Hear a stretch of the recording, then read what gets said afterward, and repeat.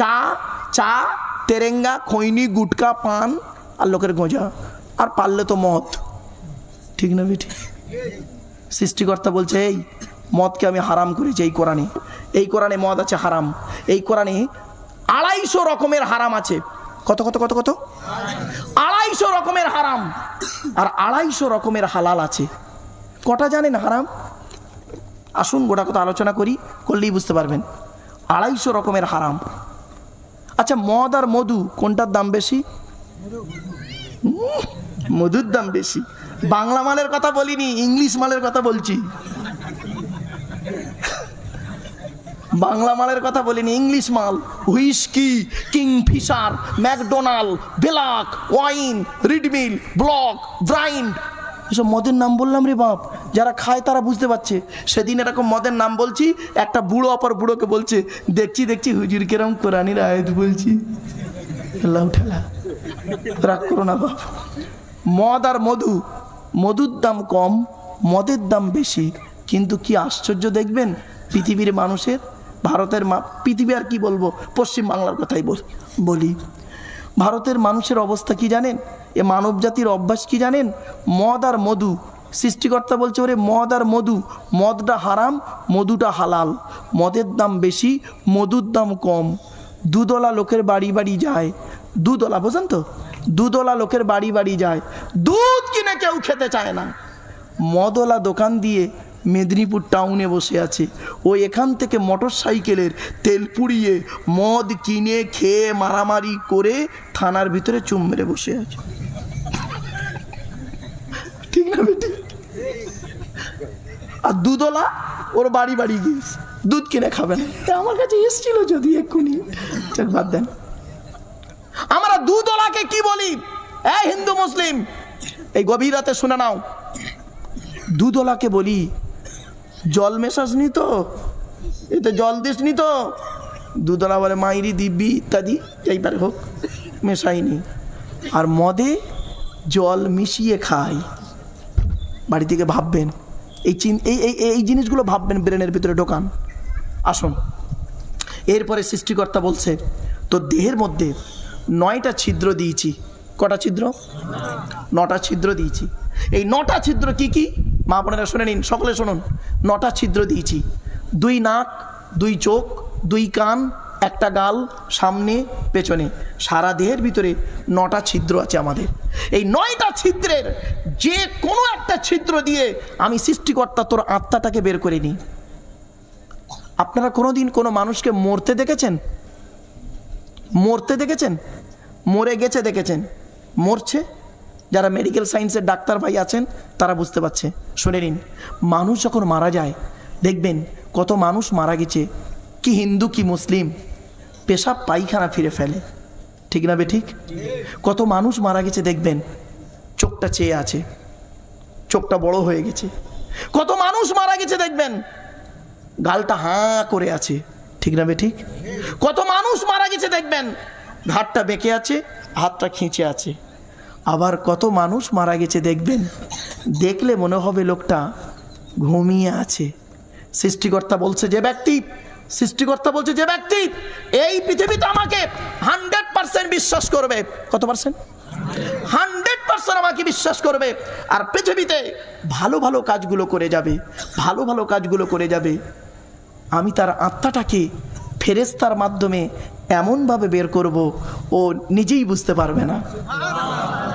এবার আপনারা এখানে বসে বসে ভাবুন, নারী পুরুষ কিভাবে মরতে চান, বাড়ি থেকে ভাববেন, বুঝলেন? একটু ভাবুন, প্লাস্টিকের উপরে বসে আছেন, কালকের মারা গেলে ওই প্লাস্টিকের কি নিচেই চলে যাবেন, তাই তো নাকি? আচ্ছা, যে জায়গাটা যাবেন সে ঘরটার নাম কি? জোরে বলুন। কবর। কবর 4টে কথা বলে, 4টে কথা বলে। 1 নম্বর কবর বলে আমি কবর, দরজা জানালা ছাড়া ঘর। দরজা জানালা ছাড়া ঘর। আমার কাছে দরজাও নেই, জানালাও নেই। আজকের বাড়িতে যাবেন, বাড়িতে গিয়ে লাইটটা অফ করবেন, পাখাটা এসিটা বন্ধ করবেন, দরজা জানালা বন্ধ করবেন। 24 ঘন্টা থেকে বের হয়ে বুঝতে পারবেন কবর কি জিনিস। 2 নম্বর কবর বলে আমি কবর, সাপ বিছে পোকামাকড়ের ঘর। তো তোর এই সুন্দর দেহটাকে খাওয়ার জন্য পর্যাপ্ত পরিমাণ সাপ বিচে পোকামাকড় আমার কাছে প্রস্তুত। বাবা, আমি একজন ফরেন্সিক ইনভেস্টিগেটিভ কুইজের আমি একজন অফিসার, আমার একেবারে মূর্খ ভেবো না বাপ। চলুন, আপনারা কোনো দিন মরি ঘরে গেছেন? মরি ঘর, আপনারা কি মরি ঘর বলেন তো? ওই লাশ টাস থাকে একটা ঘরের ভিতরে, মর্গে গেছেন? হ্যাঁ, ভিতরে ঢুকে দেখেছেন? দেখবেন অনেক মর্গে আছে বেওয়ারিশ লাশ, ন্যাংটো হয়ে পড়ে আছে 4-5টা, পচে দুর্গন্ধ বেরোচ্ছে, এত দুর্গন্ধ ভাবা যায় না, ঠিক না? ঠিক শুনে নিন, মানুষকে, আপনাদের গ্রামে যদি কোনো মানুষ মারা যায়, মুসলমানেরা শুনে নিন, কোনো মানুষ যদি মারা যায় আপনারা কি করেন? তাকে স্নান করিয়ে, মানে গোসল দিয়ে, কাপন পরিয়ে, জানাজা পড়িয়ে, মাটি দিয়ে চলে আসেন, তাই তো নাকি? আরে ভাই বলুন না। 20 দিন পর, কতদিন? 20 দিন পরে কবরটা একটু খুলে দেখেছেন কোনো দিন? দেখেননি না? একবার দেখবেন, কোনো মানুষ মারা যাওয়ার পর মাটি দিয়ে আসার পর 20 দিন পরে দুটো বাঁশ সরিয়ে দেখবেন মালটা কেমন আছে, মালটা কেমন আছে একটু দেখবেন। শুনে নিন, মানুষকে মাটি দিয়ে আসার পর 8 থেকে 10 দিন পরে এই মাথার চুলগুলো, গায়ের লোমগুলো, হাতের নখগুলো খসে খসে পড়ে যায়। 12 থেকে 14 দিন পরে ব্রেনটা পচে গিয়ে নাক দিয়ে, কান দিয়ে, গাল দিয়ে গড়াতে থাকে। 18 থেকে 20 দিন পরে পেটটা ফেটে যায়, পোকায় তৈরি হয়। 2 মাস পর সমস্ত চামড়া, মাংস পোকায় খেয়ে নেয়। 6 মাস পর হাড়গুলোও শেষ হয়ে যায়। কোথায় গেল বেনাসুলের হিন্দু মুসলিম নারী পুরুষ? কোথায় গেল সুন্দর দেহ? মাটির দেহ মাটি হবে, পুড়ে হবে ছাই। এ দেহ পচা দেহ, গরব কিসের ভাই? বাড়ি থেকে ভাববেন। চলুন, 2 নাম্বার হলো কি? কবর বলছে আমি কবর, সাপ বিচে পোকামাকড়ের ঘর। 3 নাম্বার কবর বলে আমি কবর, কাউকে চিনি না। কে মৌলানা, মুফতি, পীর সাহেব, মলি সাহেব, হাই সাহেব, দরবেশ সাহেব, কোনো সাহেবকে আমি চিনি না। মাস্টার, ডাক্তার, ইঞ্জিনিয়ার, প্রফেসর, কোনো সাহেবকে চিনি না। ছোট্ট একটা উদাহরণ দিচ্ছি, আপনারা কঙ্কাল দেখেছেন? কঙ্কাল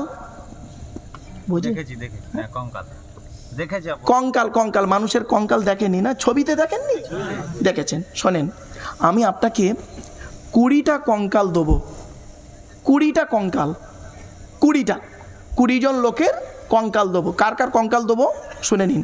রাষ্ট্রপতি, প্রধানমন্ত্রী, মুখ্যমন্ত্রী, রাজ্যপাল, এমপি, এমএলএ, এসডিও, বিডিও, থানার বড়বাবু, কোর্টের উকিল, হাকিম, মৌলানা, ব্রাহ্মণ, কুলি, মুসলমান, সাঁওতাল, বাগদি, আর ধরুন চোর, ডাকাত, গুন্ডা, বদমাইশ, নারী, পুরুষ।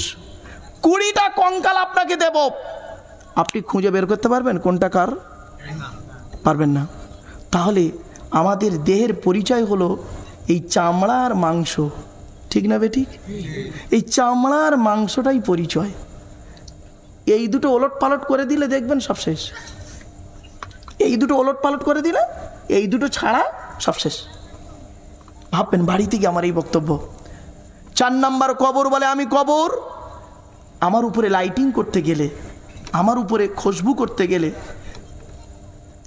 টাকার প্রয়োজন হয়, আর আমার ভেতরে লাইটিং করতে গেলে, আমার ভেতরে খুশবু করতে গেলে নেক আমলের প্রয়োজন হয়। এই জন্য বাপেদের বলে যাচ্ছি, পৃথিবীতে মানুষের উপকার করতে না পারলে